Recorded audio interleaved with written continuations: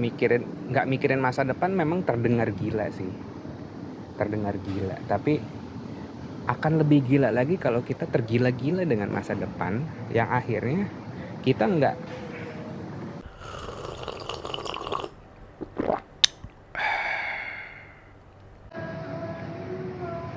Apa sih present gitu? Mungkin buat lo yang sering ikut meditasi ke studio-studio atau lo nonton video wellness atau well-being, spirituality, mereka selalu nyebut be present. Atau mungkin buat lo yang kayak belum tahu itu gitu, gue mau menganalogikan present ini sebenarnya. Menurut gue present itu adalah lo nggak mikirin masa depan dan masa lalu. Itu gampangnya lah. Tapi kalau orang awam bilang atau logika kita berkata pasti kayak terus lo nggak punya tujuan hidup gitu. Mungkin orang bisa nerima kalau misalnya gue bilang present lu nggak usah mikirin masa lalu. Banyak orang yang masih bisa nerima itu, kayak oke, masa lalu lupain aja, jadi pelajaran misalnya gitu, nggak usah dipikirin karena dia bakal jadi beban buat kita. Betul, banyak orang yang setuju kayak gitu. Tapi di saat ada statement atau gue yang bilang secara langsung bahwa present itu nggak usah mikirin masa depan, orang banyak yang mikir dua kali, kayak lu nggak punya tujuan hidup, apa sih purpose gitu. Menurut gue purpose hidup apa sih gitu? Kalau Alan Watts bilang, yang gue pelajarin adalah purpose hidup tuh kalau dianalogikan tuh kayak seperti menari gitu.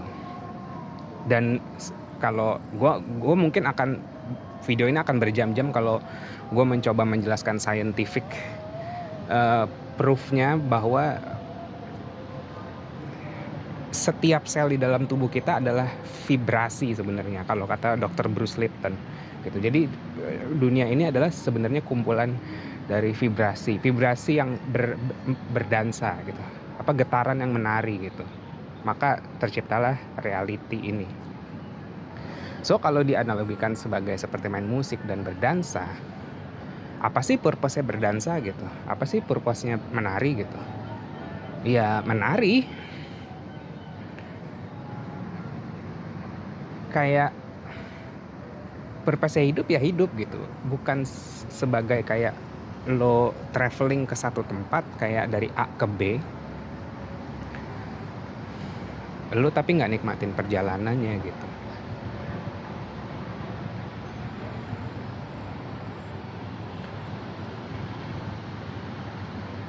Kalau menari itu cuman untuk selesai, bagaikan hidup, misalnya kita hidup untuk selesai, ya anggap aja penari-penari ini tinggal pose terakhir di musik itu gitu, memainkan not terakhir dari musik itu gitu, berdiri di tempat terakhir di koreografi dansa itu.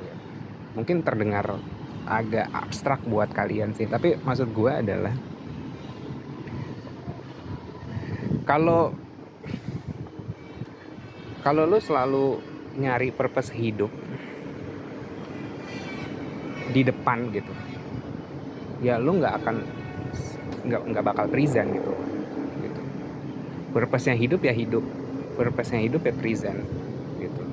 Lo bermain, lo berdansa di saat ini, di detik ini. Nggak mikirin masa depan memang terdengar gila sih, terdengar gila. Tapi akan lebih gila lagi kalau kita tergila-gila dengan masa depan yang akhirnya kita nggak experience reality gitu.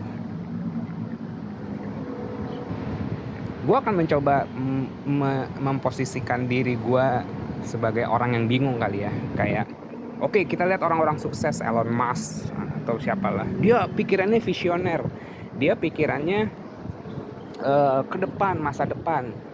Benar, visioner, memikirkan masa depan, future. Tapi dia tetap present sama apa yang dikerjain. Dia menikmati apa yang dia kerjain, bukan tergila-gila dengan masa depannya. He loves the game gitu. Dia suka ngelakuinnya, bukan ngincer outputnya. Kayak gitu. Kalau misalnya kita cuma hidup cuman untuk garis finish, ya lihat aja banyak orang yang bunuh diri kok gitu. Dan gue sebenarnya respect dengan pilihan itu, gue nggak menyalahkan mereka, tapi gue nggak mau mencontohkan mereka. Walaupun dalam satu sisi gue nggak sabar untuk merasakan kematian sebenarnya. Kayak apa ya, abis kematian tuh apa ya gitu, apa yang gue rasakan setelah kematian ya gitu.